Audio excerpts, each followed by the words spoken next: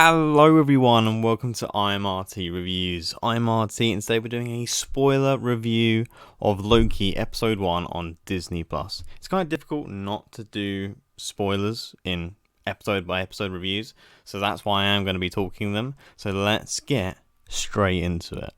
So straight away the episode starts off in the Battle of New York, and this was a necessary nostalgia trip because they quickly had to set up that this was the Loki from 2012 and not the Loki that we saw die in Infinity War.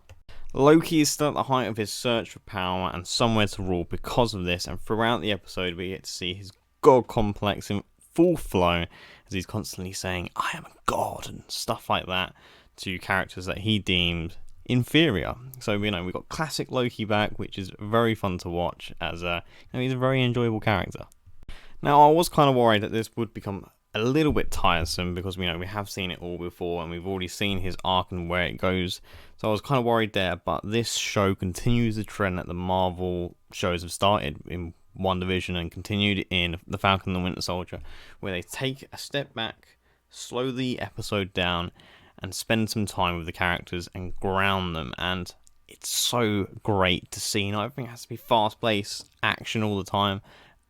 I appreciate it so much. That's why I've talked about it in my Falcon and Winter Soldier reviews a lot.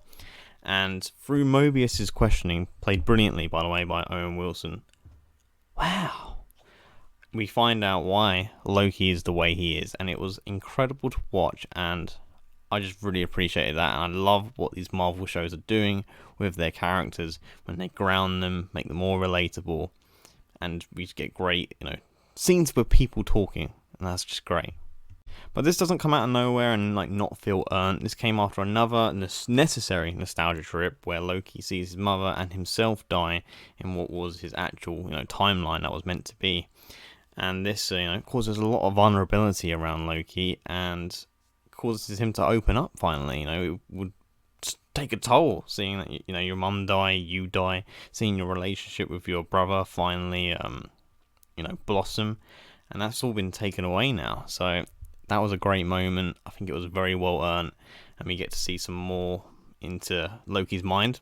Maybe he's just playing tricks. I don't think he is. I think this is him being genuine, and that is really, really cool to see. Now, I keep saying necessary nostalgia trips because these nostalgia trips are there to serve a purpose in the story. It's not just, hey, look at this, remember this, don't you?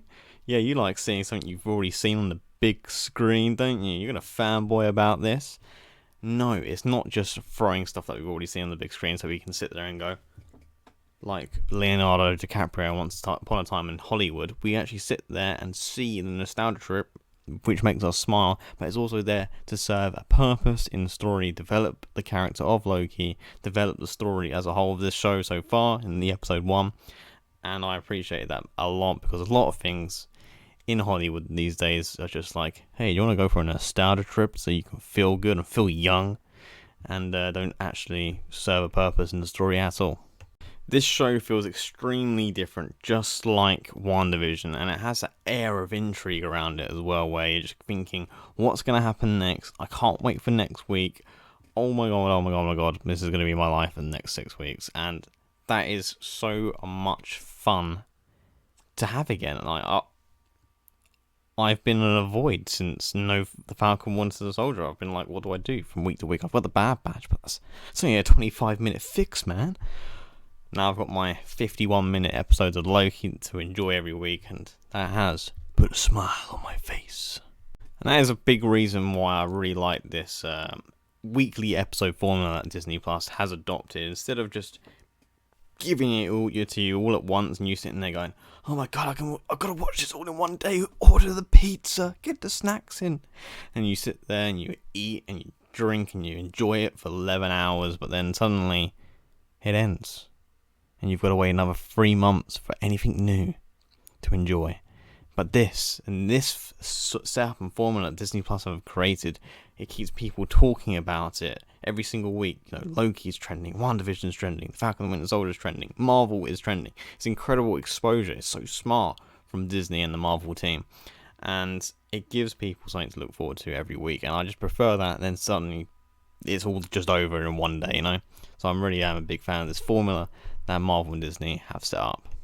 This first episode is beautifully shot. The set designs and the CGI looks fantastic. You can tell a lot of love and money went into this show. Of course, there's going to be a lot of money. It's Disney and Marvel. They got the budget for it. But there's a lot of love on screen when you're watching it. You can see in the sets and the costumes. It looks fantastic. And yeah, I'm really excited to see how this show unfolds. It's going to be the next 6 weeks of my life. Just hypothesizing about it, thinking up different theories and everything like that. It's going to be great. I'm going to be doing a weekly reviews of all the episodes, so that's going to be a lot of fun. And what else have I got coming up? I've got In the Heights review coming up on Saturday. So if you did enjoy this review, please subscribe, and I'll see you next time.